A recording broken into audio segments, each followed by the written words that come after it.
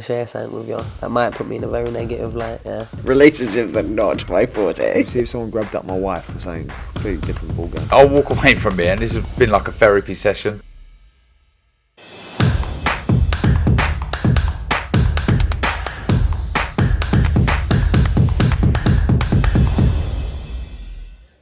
This is Umar Ahmed for IFL TV, proudly sponsored by Everlast. I'm joined by Mr. TNT himself. Firstly, Tommy, how's your Saudi experience been? I know you went for dinner with the Royal Highness himself, Prince Khalid. How was that?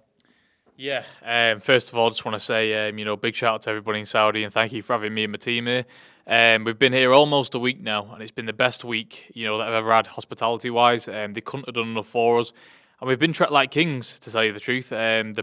Going to dinner with royalty, it's absolutely amazing. For a kid out of Salford, I never thought, this would even be, dining with the Prince of Saudi Arabia. But what a feeling, amazing.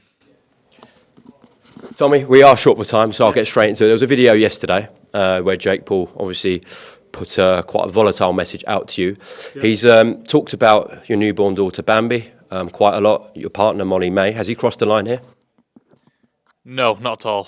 Jake Paul likes to play these little games, but he can't play any games with me because at the end of the day, it's impossible for him to get in my head. The guy can put out whatever video he wants.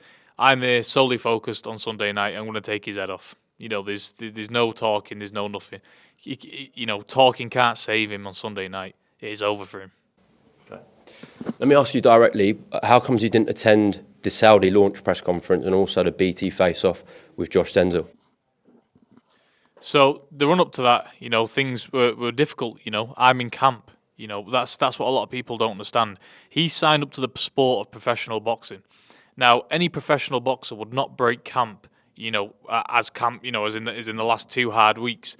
He wanted me to fly out and do a 10-minute press conference, fly all the way back to Manchester, finish my camp, then fly all the way back.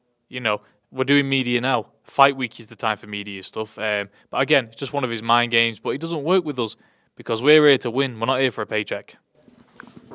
How do you think this goes? I've heard your team and yourself say he's not actually very athletic. He's quite slow. He gasses early. Do you think you bust him with the jab early on and then stop him mid to late rounds?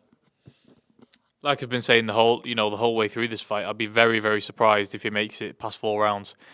Don't be surprised if it goes in the first round or the second round. I'm not sure. Whenever I hit this guy, it'll be over. You sparred the best of the best for many years. I'm sure you've done loads of rounds for this camp. Yeah. There was a report from Sport Bible in Australia. Yeah. Don't know if you want to make comment on this, that you sent some people that you sparred in this camp to hospital. Don't know what you can say, Tommy. Listen, I've never been the guy to talk about sparring sessions because it's just not me, but I've been performing very well in sparring. That's all I'm going to say. Fair enough, well put. Tommy, the WBC did say that whoever wins this fight will get ranked. Now, it might not be the top 15, but it will be the top 40. That has caused quite a bit of a stir in the boxing world. I know if you win, you'd love to get ranked, but do you agree with that for this fight? I mean, I don't really pay too much attention on, what people are going to do outside of this fight. My job is to train, my job is to fight and to win. And of course, obviously that'd be amazing, but I'm not focused on that, even though it's an amazing thing. My tunnel vision and focus is on Sunday night. I appreciate that, but there's been a lot of outside noise, as you would expect with this fight. You've got Derek Chisora here, who's helping promote this fight. Yeah. His claim had people staggered. He said that he'd put 200 grand on Jake Paul beating Carl Froch right now. Your thoughts on that? Listen, I don't know. For these guys, it's all, back and forth, and, getting things out there to make the public go crazy. And like it has done, they've gone crazy. People in this day and age, you say a lot of things just to get people talking. And I believe that's all it is. At the end of the day, I believe Carl Froch would kill Jake Paul inside even quicker than what I'm going to do to him. But again, it is what it is. Got people talking, so I guess it's job accomplished for him, isn't it? When I say the name Jake Paul, what's the first thing that comes to your mind? Just a blank space. Just a blank space. I don't think anything of him. People think he's this big, multi-sensation, known all over the world and whatnot. I don't really care. The man's known for everything but fighting. And that's what we're doing on Sunday night. I don't think anything of Jake Paul. He's another opponent in the corner that's going to get knocked out. And it's as simple as that. I'm interested in fighting this guy, yes. But other than that, I'm not interested. What he does What he says, not interested.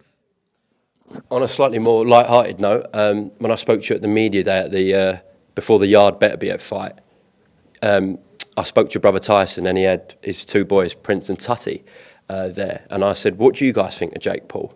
I don't know if you saw the clip, but Tutty went, "He thinks he's shit," Yeah. and Prince said he's only heard of him because he's fighting my uncle now. Yeah. So, yeah, thoughts on that? Yeah, I mean, even the little kids know. You know, even the little kids know. Jake Paul is nothing. He is known in our world and our families as a joke, as a gimmick. You know, he won't last 2 seconds in my world, and it's just as simple as that. He'd be, well, I don't know. He'd have a lot of bad things happen to him. You know, if he spent one day in my boxing gym, he wouldn't make it out alive. There's no way. There's killers in there, and this guy, his training camp, all the facilities, it's all acquired around him. Everybody's up his ass, 100 miles an hour. You can do this, Drake. You can do this because they're all on the payroll. But guess what? They've led their boy into some dark, deep water, stuff that he can't swim out of. So he can thank his team on Monday morning.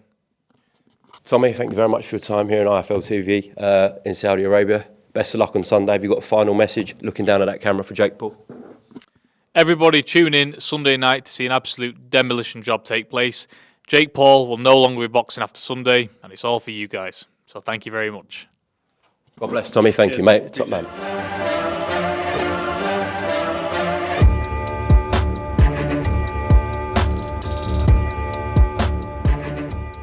I'm going to share something with you that might put me in a very negative light, yeah. Relationships are not my forte. See if someone grabbed up my wife or something, completely different ballgame. I'll walk away from here, and this has been like a therapy session.